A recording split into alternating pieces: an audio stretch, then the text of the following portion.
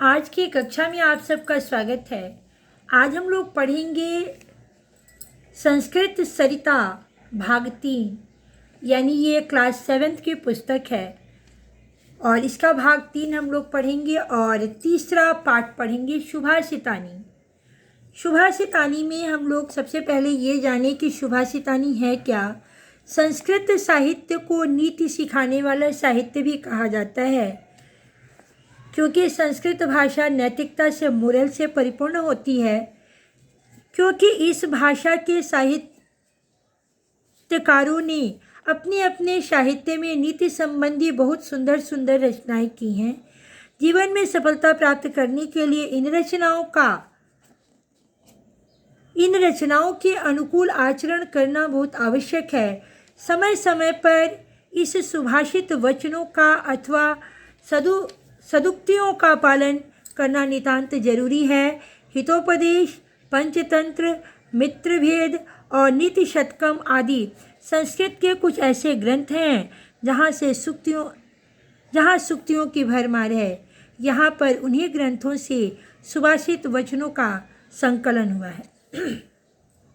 कहने का मतलब ये है कि ये जो श्लोक आपके पाठ में दिए गए हैं, ये इन्हीं ग्रंथों से संकलित किए गए हैं और ये नीतिपरक श्लोक हैं जिसका अनुसरण यदि मनुष्य करे तो वो सही मायने में इंसान बन जाता है।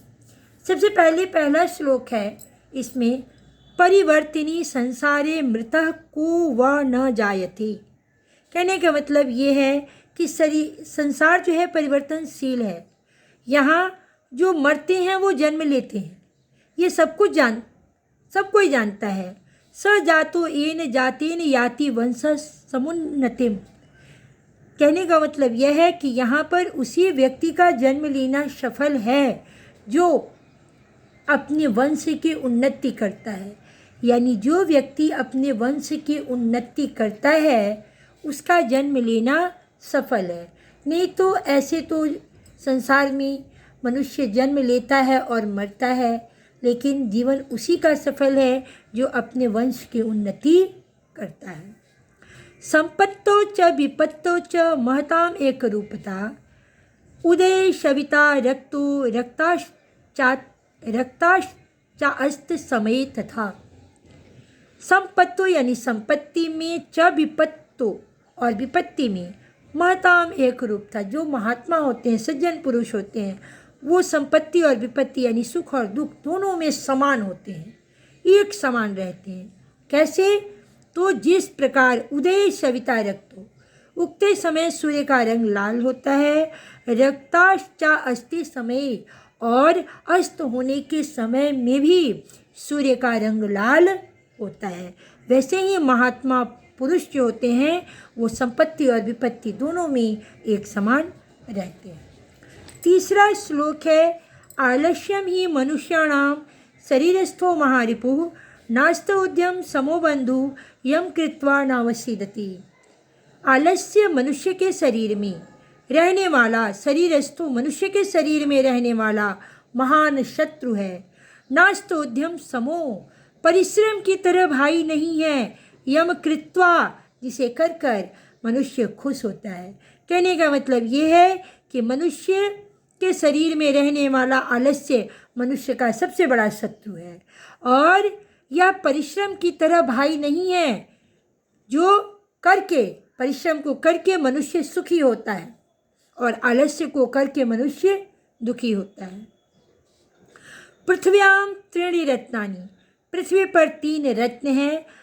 जलम अन्नम सुभाषितानि, जल, अन्न और मधुर वाणी। मूढ़े पाषाण खंडेषु रत्न संज्ञा विधीयते। जो मूर्ख हैं वो पत्थर के टुकड़ों को रत्नों की संज्ञा से सुशोभित करते हैं। कहने का मतलब ये है कि पृथ्वी पर अन्न, जल और मधुर वाणी यही 3 रत्न हैं। जो मूर्ख लोग हैं वो पाषाण खंडेषु यानी पत्थर के टुकड़ों को हीरा जवाहरात, पन्ना, नीलम, ये पत्थर के टुकड़ों को रत्न की संज्ञा देते हैं। 5वें श्लोक में दिया गया है, प्रथमे नार्जिता विद्या द्वितीय नार्जितम धनम तृतीयेनार्जितं पुण्यम चतुर्थे किम करिष्यति। आप ये जानते होंगे कि आपके जीवन को 4 भागों में बांटा गया है। पहला भाग होता है बाल्यावस्था का, दूसरा होता है युवावस्था का, तीसरा होता है प्रौढ़ावस्था का और चौथा होता है वृद्धावस्था का। तो प्रथमे नार्जिता विद्या यानी जीवन के प्रथम अवस्था यानी बाल्यावस्था में यदि आपने विद्या अर्जित नहीं की, द्वितीय नार्जितम धनम यानी जवानी में आपने धन अर्जित नहीं किया, तृतीय नार्जितम पुण्यम यानी प्रौढ़ावस्था में आपने पुण्य अर्जित नहीं किया, चतुर्थे किम करिष्यति चतुर्थे यानी बुढ़ापा आने पर आप क्या करेंगे। 6ठे श्लोक में दिया गया है शांति तुल्यम तपो नास्ति न संतोषात् परम सुखम न तृष्णाया परो व्याधि न च धर्मो दयापरः। शांति तुल्यम तपो नास्ति यानी शांति के जैसा कोई तप नहीं, न संतोषात् परम सुखम संतोष से बड़ा कोई सुख नहीं, न तृष्णाया परो व्याधि लोभ से बड़ा कोई रोग नहीं, न च धर्मो दयापरः और दया से बढ़कर कोई धर्म नहीं। 7वें श्लोक में दिया गया है वाणी रसवती यस्य जिसकी वाणी रसवती है यानी मधुर है, यस्य श्रमवती क्रिया जिसकी क्रिया श्रमवती है यानी जो परिश्रमी है, लक्ष्मी दानवती यस्य जो दानशील है, सफलम तस्य जीवनम उसका जीवन सफल है। तो इस तरह से हम लोगों ने इन 7 श्लोकों के अर्थ को सीखा। अब हम इसके अभ्यास की ओर चलेंगे।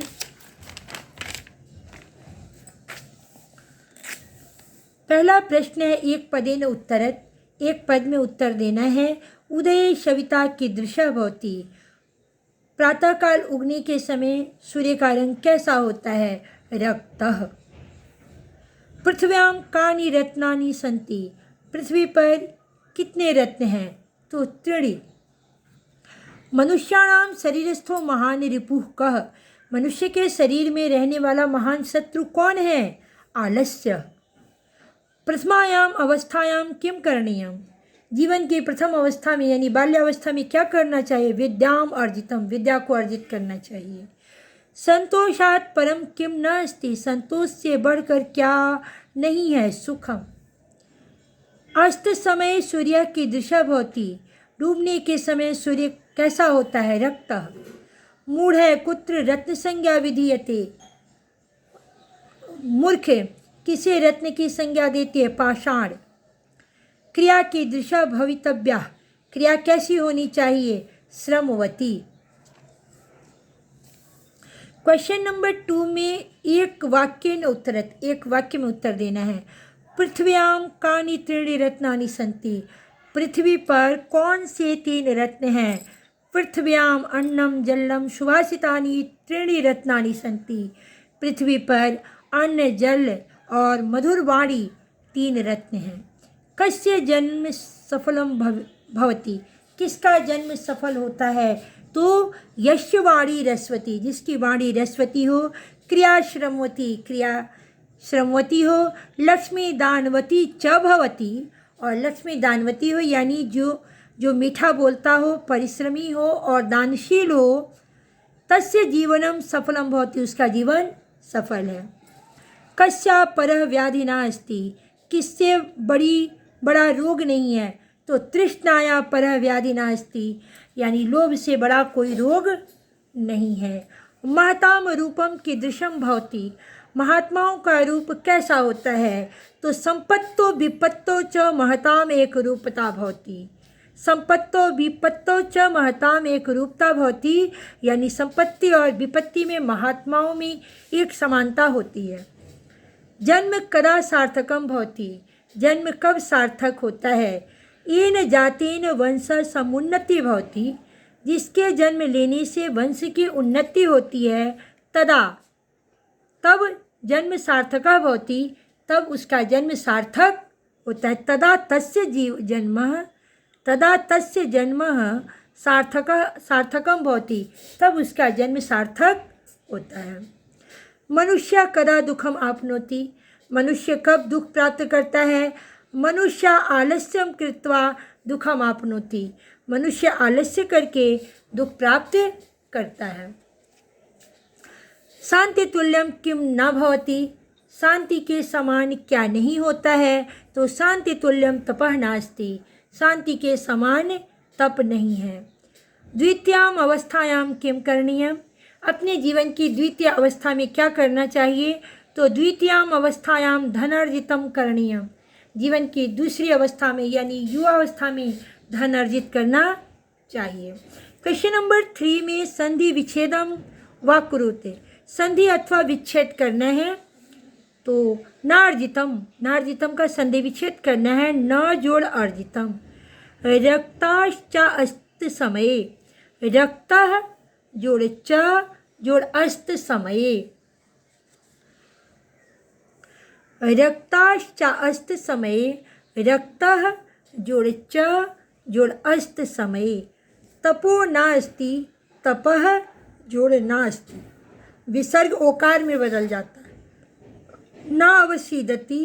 न जोड़ अवसीदति। विद्यालयम। विद्या जोड़ आलयम। यहाँ पे दीर्घ संधि है। कह जोड़ वा। विसर्ग ओकार में बदल जाएगा। को वा। नास्ति उद्यम समो। नास्ति उद्यम समो। सदा जोड़ एव सदैव। न जोड़ अर्जिता नार्जिता। न जोड़ अस्ति नास्ति।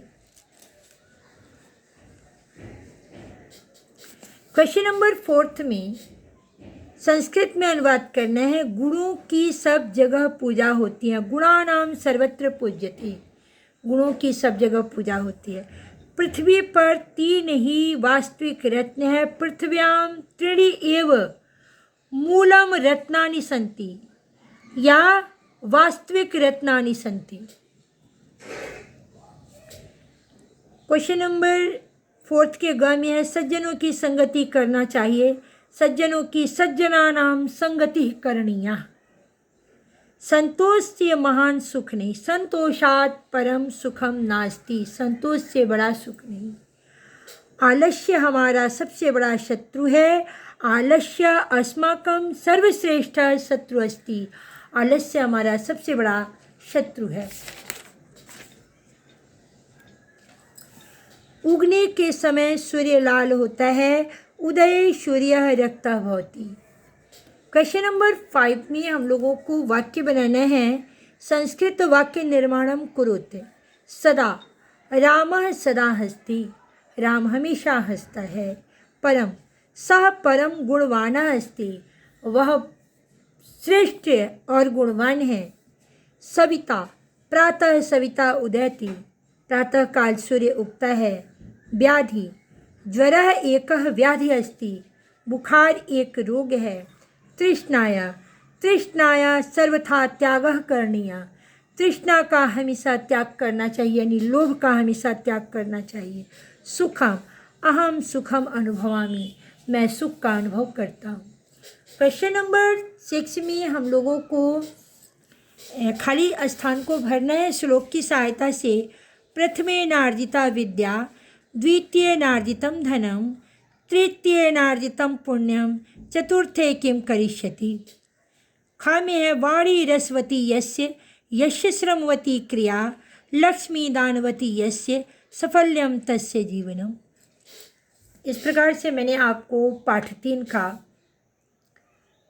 श्लोक का अर्थ और उसके अभ्यास प्रश्नों को बताया। मुझे उम्मीद है कि आपके लिए ये बहुत ही फायदेमंद होगा और आप अगर इसे ध्यान से सीखेंगे तो संस्कृत भाषा आपको समझ में आने लगेगी।